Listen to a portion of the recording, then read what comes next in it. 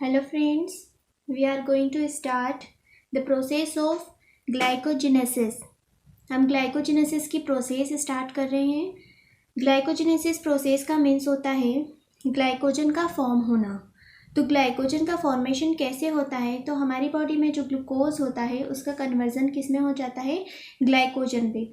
जब भी हमारे ब्लड में ग्लूकोज की मात्रा ज़्यादा हो जाती है तब हमारा जो एक्स्ट्रा ग्लूकोज होता है उसका कन्वर्जन नॉर्मली ग्लाइकोजन में हो जाता है।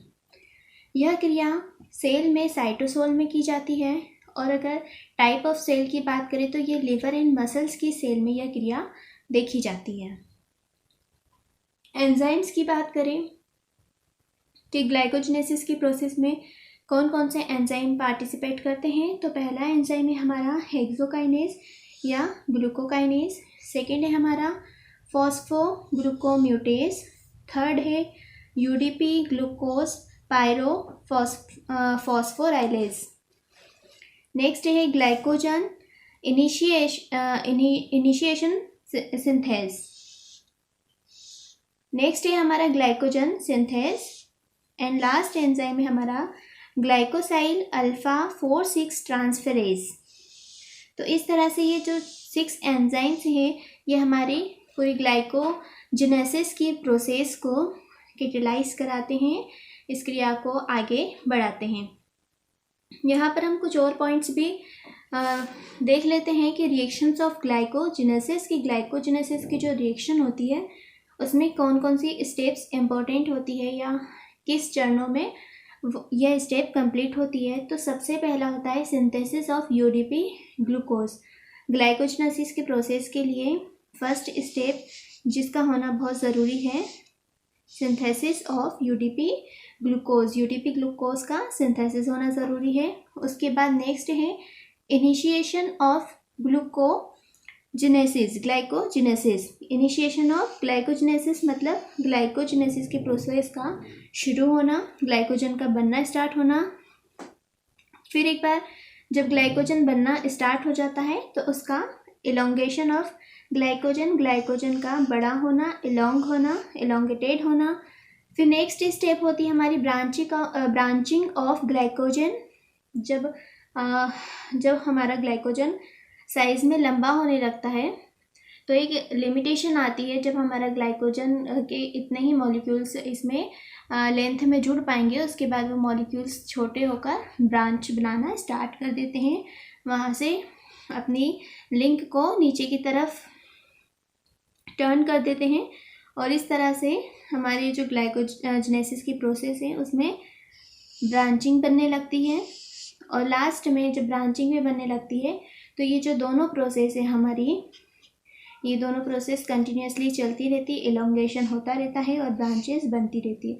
क्योंकि अगर हम बात करें ग्लाइकोजन की तो ग्लाइकोजन का स्ट्रक्चर एक ट्री की तरह होता है जो एक लंबा नहीं होता है, इसमें ब्रांचेस होती हैं। जैसे एक वृक्ष में शाखाएं होती हैं वैसे ही ग्लाइकोजन के स्ट्रक्चर में भी शाखाएं होती हैं, इसीलिए यहाँ पर इलोंगेशन एंड ब्रांचिंग की प्रोसेस बहुत ज़्यादा इम्पोर्टेंट होती है।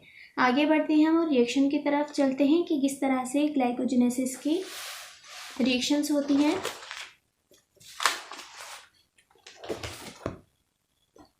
चूँकि हमारा जो ग्लाइकोजेनेसिस की प्रोसेस है वो स्टार्ट होती है ग्लूकोज के मॉलिक्यूल से, तो हम वहीं से स्टार्ट करते हैं। सबसे पहले क्या रहेगा हमारे पास, हमारा मॉलिक्यूल है उसका नाम क्या है, ग्लूकोज।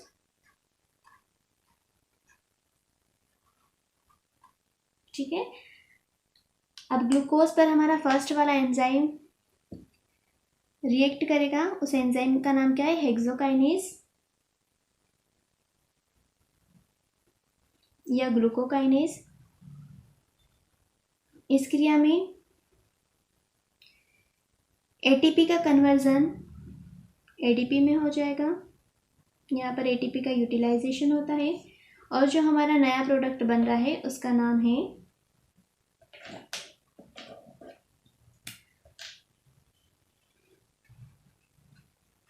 Glucose 6 phosphate. हेक्सोकाइनेज जो एंजाइम है वो ग्लूकोज का कन्वर्जन किस में कर देता है, ग्लूकोज 6 फॉस्फेट में। नेक्स्ट रिएक्शन देखते हैं हम। नेक्स्ट रिएक्शन को फॉस्फो ग्लूको म्यूटेज नामक एंजाइम कैटेलाइज कराएगा और इस रिएक्शन में जो हमारा प्रोडक्ट बनेगा उसका नाम है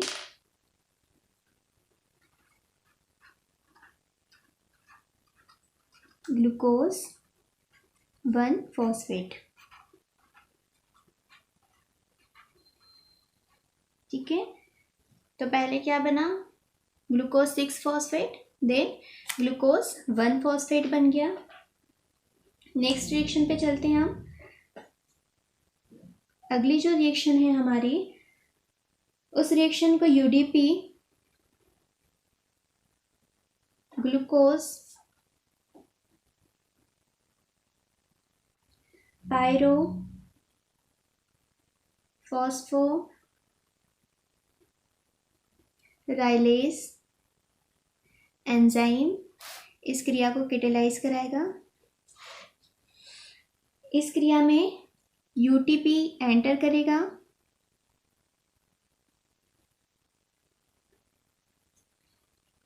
और पीपीआई बाहर हो जाएगा, पायरोफॉस्फेट हमारा।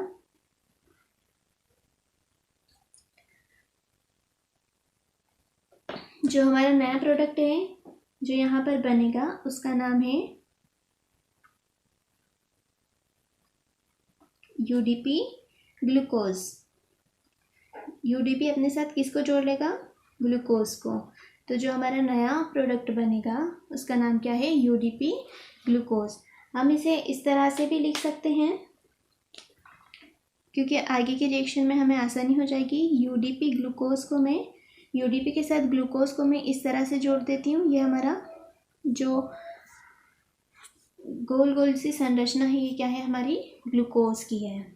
आगे बढ़ते हैं हम नेक्स्ट रिएक्शन की तरफ। यूडीपी ग्लूकोज हमारा बन चुका है। जो हमने रिएक्शंस की बात करी थी तो यहाँ पर हमारी फर्स्ट वाली जो रिएक्शन है वो कंप्लीट हो जाती है। यहाँ तक में हमारा यूडीपी ग्लूकोज बन चुका है और जो फर्स्ट स्टेप थी उसमें सिंथेसिस ऑफ यूडीपी ग्लूकोज था। तो यहाँ पर हमारी फर्स्ट वाली जो रिएक्शन होती है वो कंप्लीट होती है। आगे बढ़ते हैं हम। यूडीपी ग्लूकोज पे अब कौन सा एंजाइम क्रिया करेगा, तो ग्लाइकोजन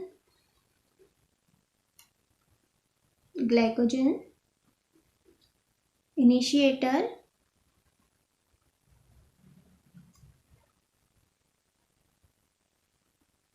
सिंथेस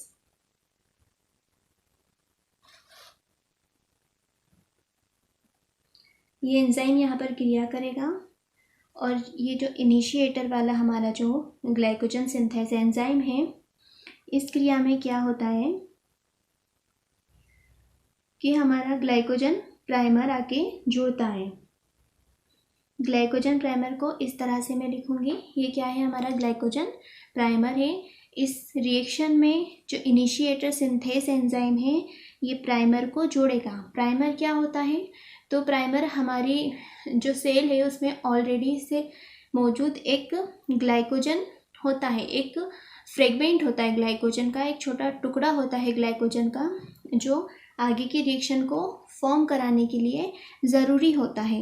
इसी जो हमारा फ्रेगमेंट है ग्लाइकोजन का, इसी के ऊपर हमारा जो ग्लूकोज है वो क्या होगा, अटैच होगा और आगे की जो रिएक्शन है ग्लाइकोजन फॉर्मेशन की वो इसी पर अटैच होने के बाद स्टार्ट होती है।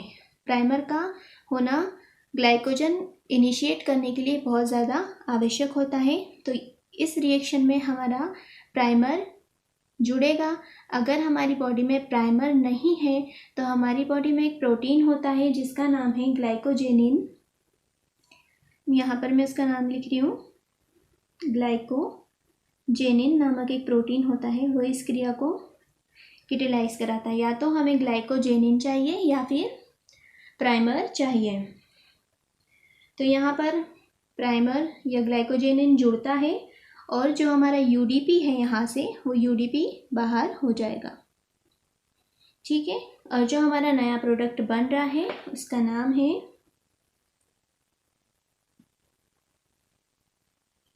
कुछ इस तरह से, ये हमारा क्या, प्राइमर में जो CH ग्रुप है अब ये यहाँ से रिमूव हो जाएगा और जो हमारा ग्लूकोज का मॉलिक्यूल है वो इससे आके जुड़ जाएगा। जब एक ग्लूकोज का मॉलिक्यूल इससे जुड़ता है तो वहाँ मौजूद और ग्लूकोज के मॉलिक्यूल्स भी इसके साथ जुड़ जाते हैं। तो इस तरह से एक 3-4 मॉलिक्यूल्स की चेन बन जाती है और इसे ही हम क्या कहेंगे, glycogen primer.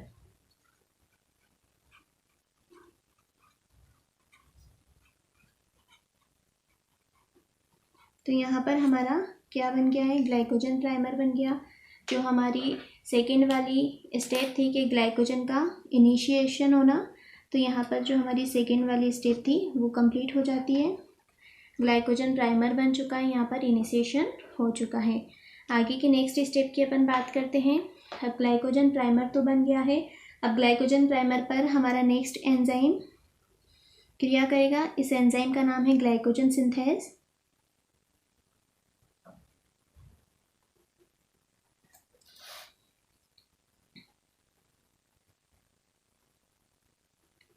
Glycogen enzyme synthase जब अपना एक्शन शुरू करता है तो यहाँ पर यूडीपी ग्लूकोज के मॉलिक्यूल ट्रांसफ़र करती है।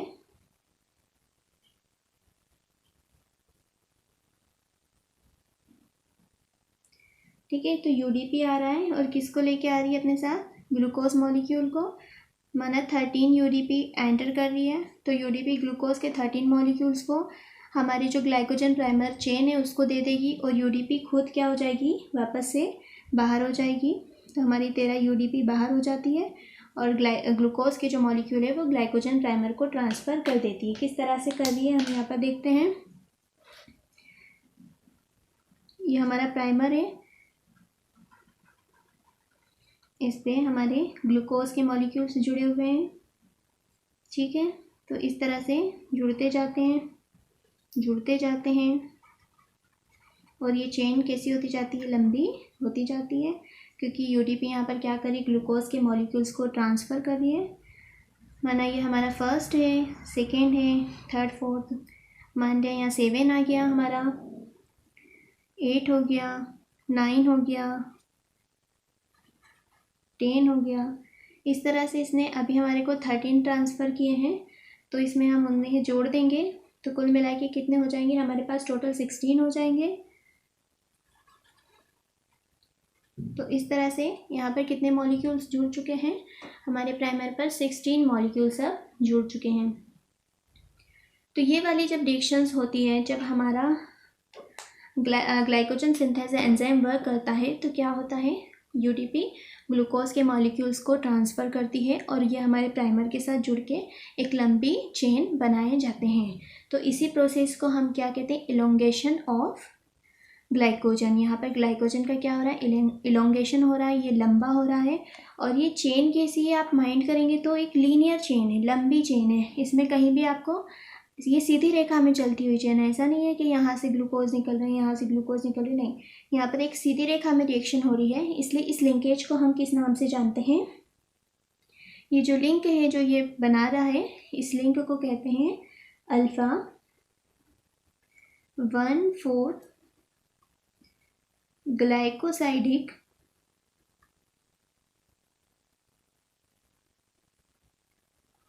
लिंकेज।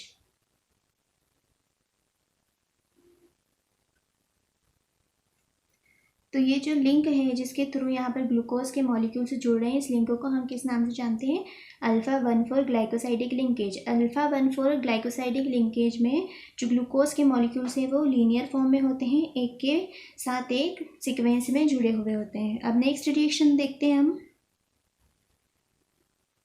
नेक्स्ट रिएक्शन में हमारा कौन सा एंजाइम आ जाता है, लास्ट वाला एंजाइम जिसका नाम है ग्लाइकोसाइल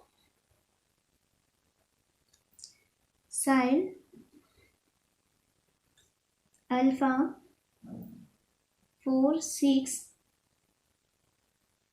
ट्रांसफेरेज।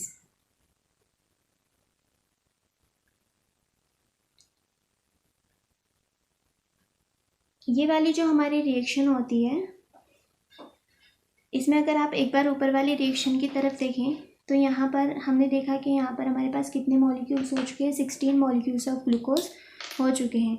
इसमें एक लिमिट होती है कि इतने ही मॉलिक्यूल्स यहाँ पर जुड़ सकते हैं। उसके बाद जब जितने लिमिट होती है उतने मॉलिक्यूल्स जब जुड़ जाते हैं तो लास्ट के जो 5-6 मॉलिक्यूल्स हैं वो यहाँ से अलग हो जाते हैं और किसी अनदर ग्लूकोज से आकर जुड़ जाते हैं।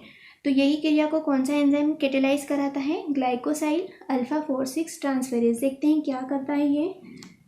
यहाँ पर हमारा प्राइमर है,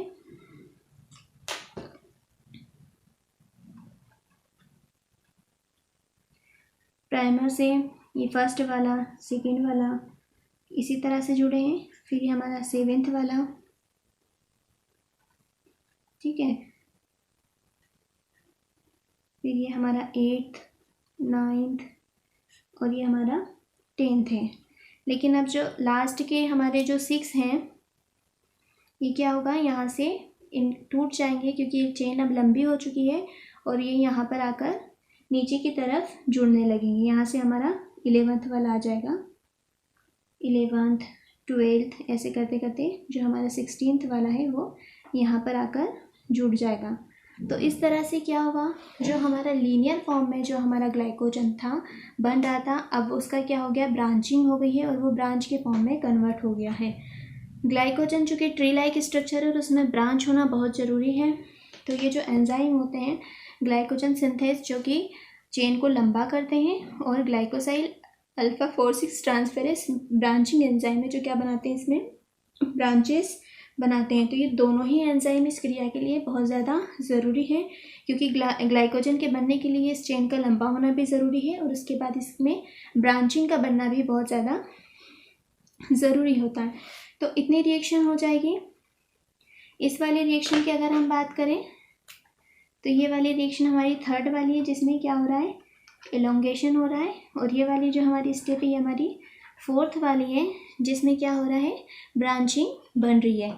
अब जो नेक्स्ट रिएक्शन है उसमें क्या होगा, कुछ नहीं होगा, यही हमारा ग्लूकोज सिंथेस एंजाइम अब क्या करेगा, फिर से यूडीपी इसको क्या ला के देगी, ग्लूकोज के मॉलिक्यूल्स ला के देगी और जो हमारा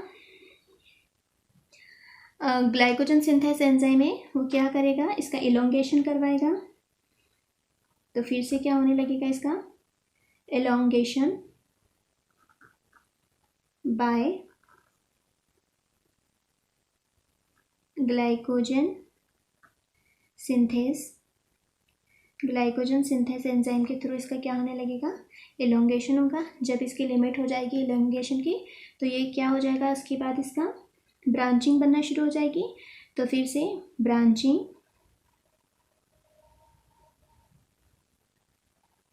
ब्रांचिंग बाय कौन सा एंजाइम है हमारा, ग्लाइकोसाइल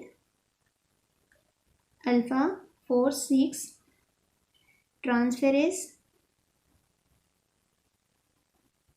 तो इस तरह से इस एंजाइम के थ्रू ये दोनों एंजाइम क्या करेंगे, एक इलोंगेट करता जाएगा दूसरा ब्रांच बनाते जाएगा, एक इलोंगेट करता जाएगा दूसरा ब्रांच बनाते जाएगा।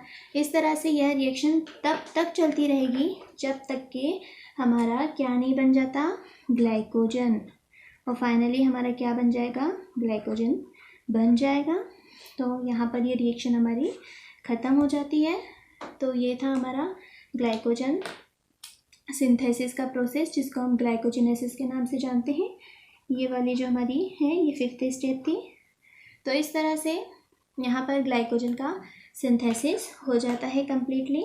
ग्लाइकोजन के सिंथेसिस के लिए मोस्ट इम्पॉर्टेंट 2 एंजाइम्स है, glycogen synthase and glycosyl alpha 4-6 transferase. एक क्या करता है, एलोंगेशन करता है, दूसरा ब्रांचिंग बनाता है। और इस तरह से हमारा ये पूरा रिएक्शन चलता है। आज के लिए इतना ही काफ़ी है। नेक्स्ट रिएक्शन जो रहेगी हमारी वो ग्लाइकोजिनोलाइसिस रहेगी कि ग्लाइकोजन तो अब हमारा बन चुका है यहाँ पर, अब अगर वापस से हमें इसको ग्लूकोज पे तोड़ना है तो हम क्या करेंगे, इसके लिए आप मेरी अगली वीडियो देखें।